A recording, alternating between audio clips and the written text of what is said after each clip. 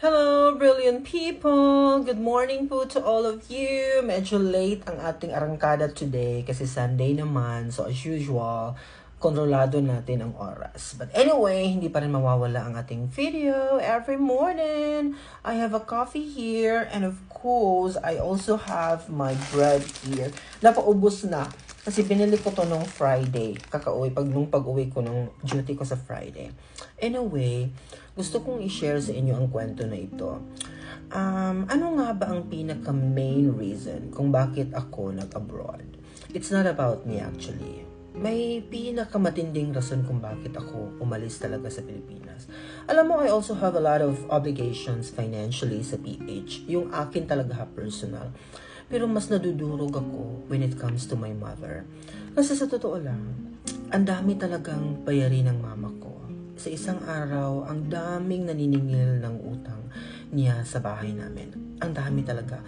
Merong tinatawag na arawan, may weekly, may parang 3 times a week, or ganun ang mga binabayaran ng mama ko. Iba't ibang period, no, ng mga loans ang kanyang hinaharap everyday.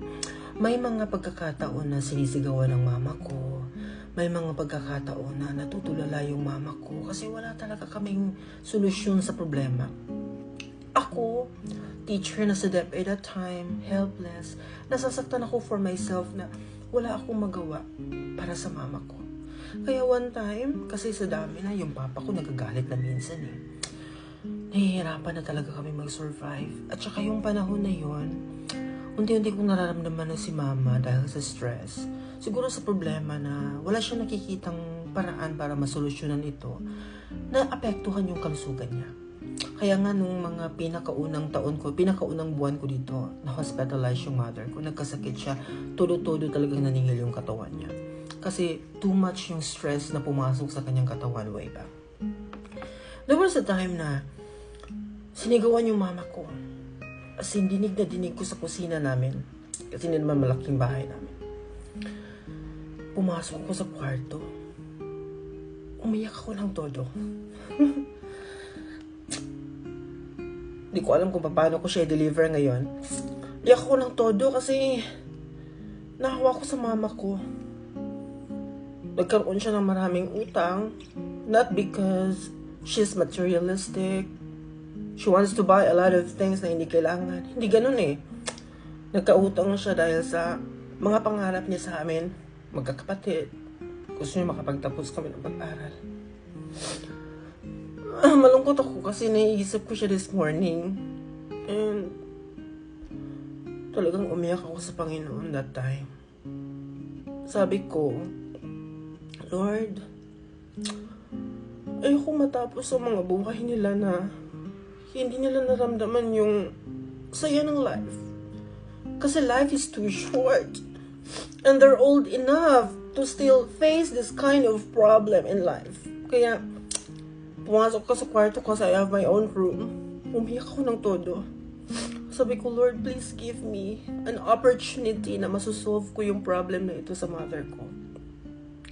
And, nagpasalamat ako kasi sinagot ng Panginoon yung talagang iyak ko sa Kanya, yung pangarap ko na masurvive ko yung family ko, mapasaya ko yung parents ko, mawala yung utang ni mama. Kaya ngayon talaga, ang dami ko pang kailangang harapin personally, pero sabi ko sa mama ko, mauunahin ko yung sa'yo. Ilalaban ko talaga na isang umaga, gigising ka na wala kang babayaran na kahit piso. Wala kang utang na haharapin sa isang umaga kahit piso. Yan ang pangako ko sa kanya. Kaya every day of my life, lumalaban ako. Not only for myself, but number one, to my parents, to my mother, na ang daming obligations before. But I'm happy to say na unti-unti ko nang natatapos yung mga problema niya. Salamat, Lord. Thank you for this opportunity. Kaya sa lahat ng mga may pinagdadaanan ngayon, I know na napakaraming mga Filipinos ang lumalaban ngayon sa kanilang buhay paano masusolusyonan ng problema nila. Just keep praying. Ask God kung ano yung pwede niyong gawin kasi si Lord talaga yung magbibigay sa atin ng opportunity na hindi natin ini-expect na napakalaki palang opportunity ang ibibigay niya sa atin. iyak nyo lang yan sa Panginoon.